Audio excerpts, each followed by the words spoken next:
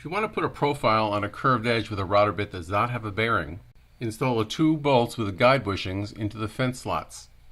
The principle here is the 2 guide bushings will keep the router bit the same distance from the router edge. It will not work on a French curve. You can achieve the same type of concept with this 2-point fence.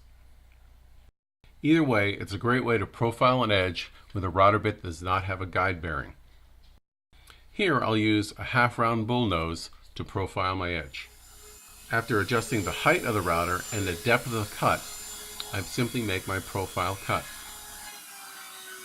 One note, you'll not be able to route to the edge or end of your panel as the pin will fall off and ruin your cut. So a waste board will have to be added so you can get your profile to go right to the end. I hope you enjoy the Ultimate Router Base, and please look for other features and operations and additional videos to come.